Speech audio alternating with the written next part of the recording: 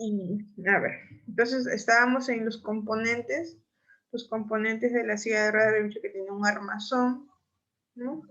Pues sí, el cascarón, ¿no? Un eje, puede ser material de acero, aluminio, titanio. Presenta estas ruedas traseras, ruedas delanteras, un apoyo para los pies, ¿no? La rueda que sirve para que puedan el paciente deambular o transferirse de un sitio a otro. El tamaño va a afectar quizás la altura total y la mecánica del empuje. La rueda trasera, habitualmente es de 24 pulgadas, mientras que las pequeñitas en la parte frontal lo que van a permitir pues es ayudarle a los giros, ¿no? A los giros, al desplazamiento más que todo en interiores, porque las grandes cuando las rodamos, ¿qué pasa, no? No va de frente, no va de frente. Y las pequeñitas que nos ayudan a poder girar. Cuando uno quiere girar con la silla, ¿qué hace? Una mano fija, ¿no? Porque normalmente corremos las dos ruedas traseras, ¿no? Para avanzar.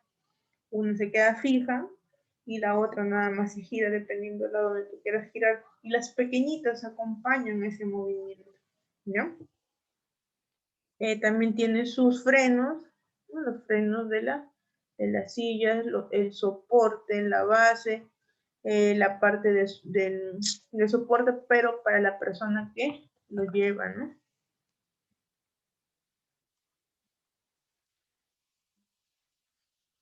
Ahora, otra cosita importante, ¿no? También importa lo que es el ángulo de las ruedas. ¿A qué nos referimos esto? Eso es una silla típica, una silla normal para un paciente, ¿no? Miren, las ruedas como están, ¿no? Digamos neutras. Y miren la posición del brazo. Estas sillas de aquí son un poco más inclinadas. Miren, aquí ya hay mayor flexión de codo, ¿no? Es por la misma posición en que se encuentran las ruedas. Y aquí cuando son un poco más abiertas, miren cómo está la posición del brazo, perdón, del hombro, del codo, ¿no? Este ángulo, este es el ángulo que se dice, ¿no? O también del brazo, y si nos referimos al ángulo de las ruedas, pues es el formado en esta zona de acá, ¿no? Aquí casi no hay nada. Miren aquí y miren acá. ¿No? Va a variar mucho por la forma en cómo se encuentran las llantas. Estos mayormente son para pacientes pues, que se desplazan en casa o van de un sitio a otro. Y las otras son para personas que practican algún deporte, pues, ¿no? Los deportes paralímpicos, para ellos más que todo son este tipo de silla de ruedas. ¿Ven? Como se dan cuenta acá, son sillas deportivas, ¿no? Sillas para personas con discapacidad, pero que practican algún deporte.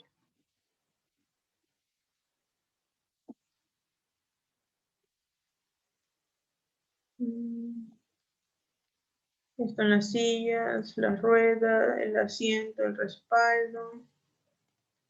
Ya. Ahora, eso también es importante, el ancho y la profundidad del asiento. ¿Ya? Hay asientos, ¿no? Miren la posición del paciente. Siempre nuestro paciente tiene que estar erguido. Mayormente, algunas sillas, ¿no? ¿Qué pasa? El asiento se hunde, ¿no? El asiento se hunde. Entonces, ¿qué pasa con nuestro paciente?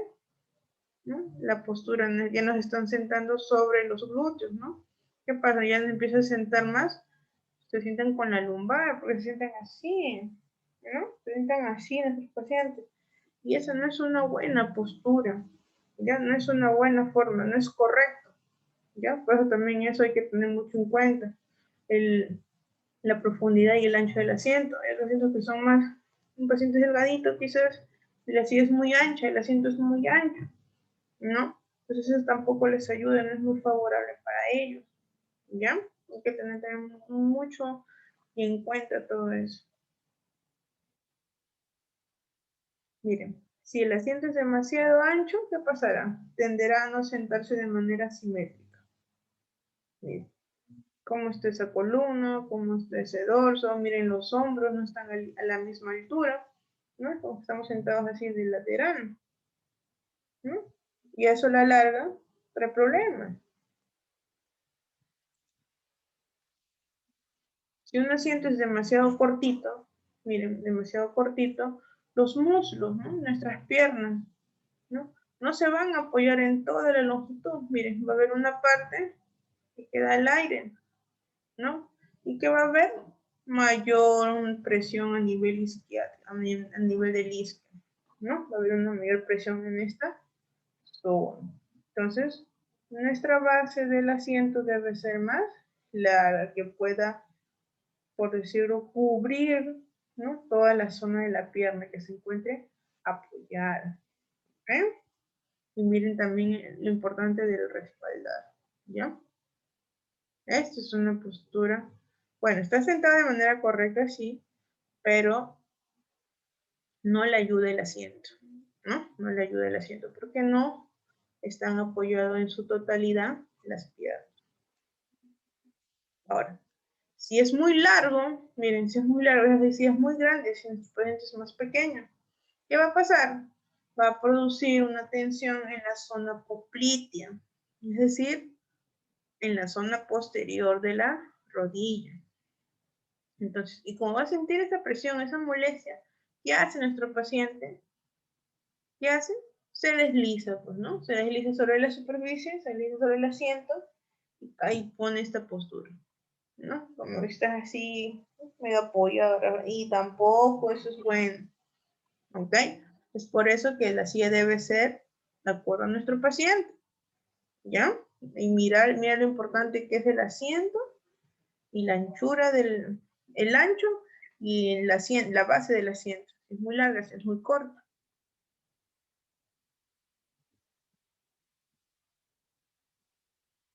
Eso también es importante.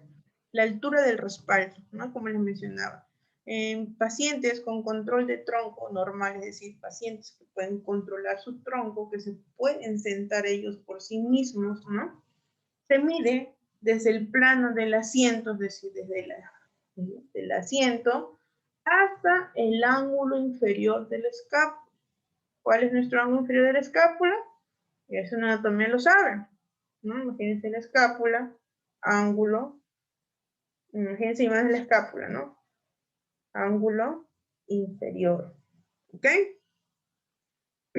La altura máxima debe quedar 2.5 centímetros por debajo de ese ángulo, por debajo de esa escápula, ¿ok?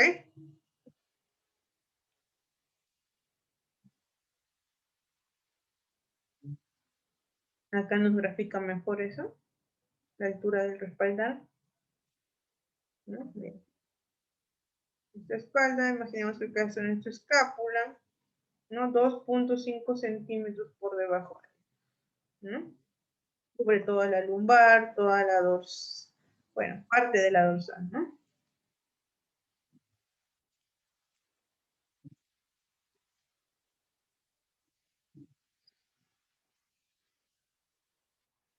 Bien, una guía, ¿no?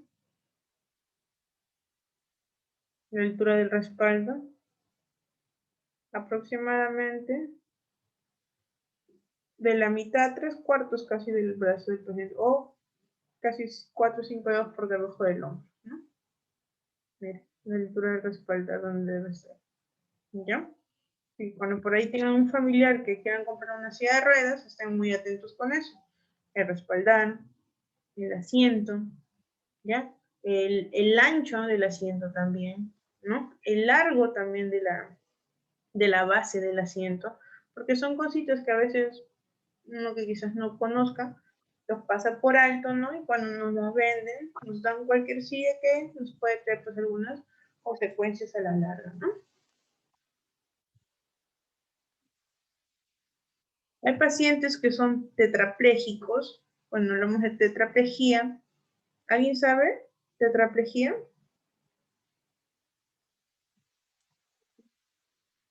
Mm, ya, cuando hay tetraplégicos se refiere a que tienen paralizado el cuello para abajo, ¿ya? Mayormente las 4 extremidades.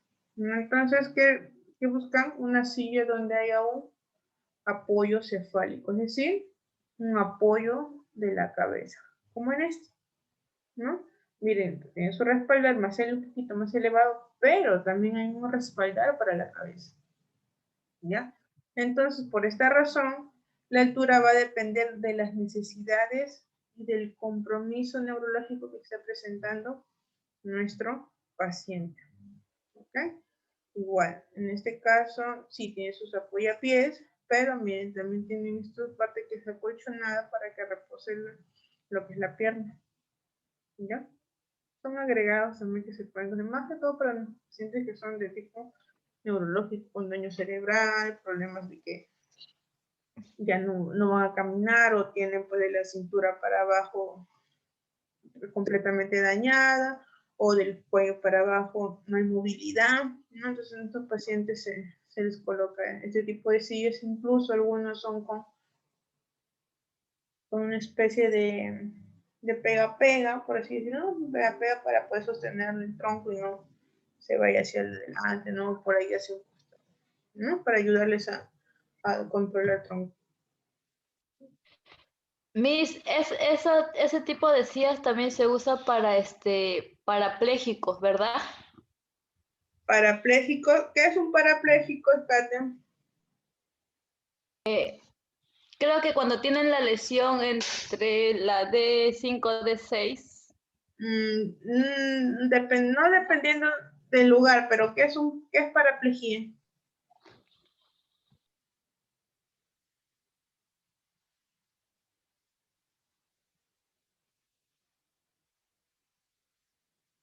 ¿Te acuerdas? Inmovilidad del miembro inferior.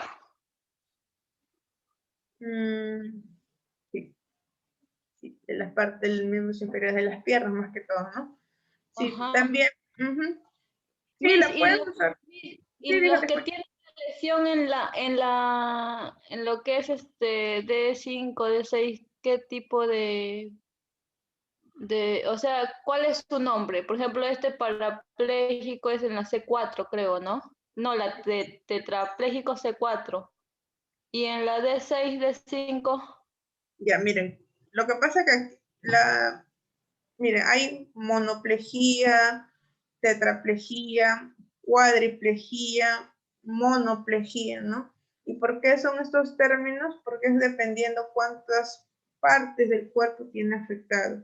O sea, por ejemplo, mono, una sola extremidad, mono, uno, ¿no? Si hablamos de diplejía, dos. Tetra o cuadri, que ya abarca las cuatro extremidades, incluyendo tronco, ¿no?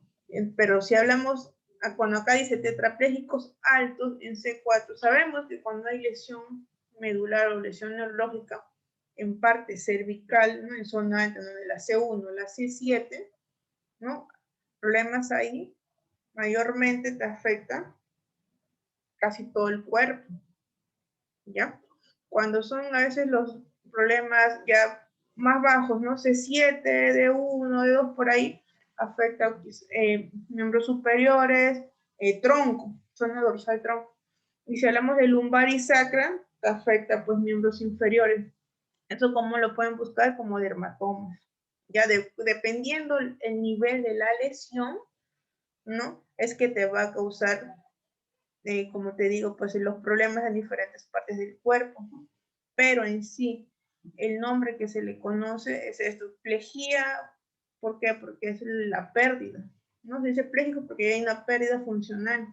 Tetra, porque es con las cuatro partes del cuerpo, lo dices en tres, puede ser miembros inferiores, miembros superiores, incluso algunos troncos, ¿no? Otros, porque les decimos los hemipléjicos, ¿sabes? Porque hay personas hemiplégicas y no es porque te estés dañando alguna zona de C5, C6, no, sino que la palabra hemi deriva de medio, ¿no? Plejía, pues porque hay una parálisis, ¿no? O una pérdida de la funcionalidad que puede ser total o parcial, ¿no? Del cuerpo, ¿no? Es por eso ese término, ¿ya? Pero dependiendo la zona, no es que se llame tetrapléjico ni dipléjico, sino es por las partes que tiene afectadas, ¿ya? Y si tú me hablas por C4, D5, L5, S1, y ahí busca por dermatomas, dependiendo del daño, si es en C5, 6, 6, te va a afectar tal parte del cuerpo.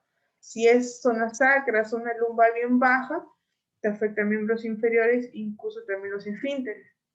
¿Ya? Si la lesión es muy alta, como una C4 o C3, C2, que es cervical, cuello, ¿ya? Te afecta en gran parte por el cuerpo, ¿ya? Es por eso que se le da esos nombres. Ya, ¿Más o Miss. menos me entendiste, hija? Sí, Miss. Gracias. Ya. Y estas sillas, pues sí lo utilizan pues, en su gran mayoría de pacientes neurológicos. Por ahí en niños con PCI, por niños con problemas de discapacidad, ¿no? Esos son este tipo de sillas que usan.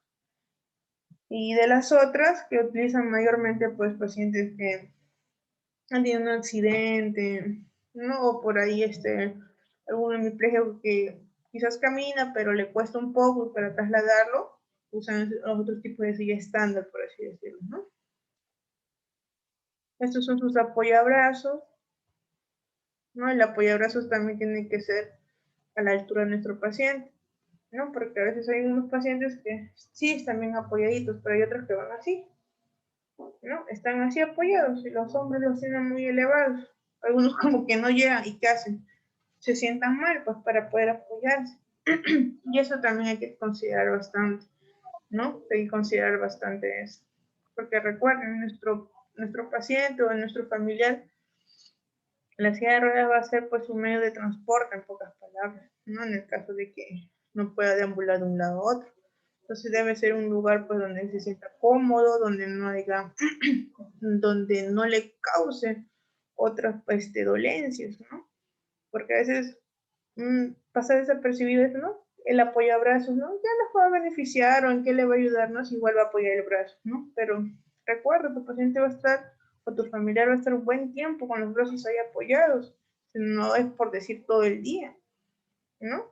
Entonces, imagínense estar ustedes, a ver, una hora nomás estén en esta posición ustedes, ¿no?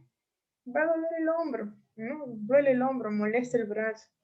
Entonces hay que darles también a ellos, aparte de que se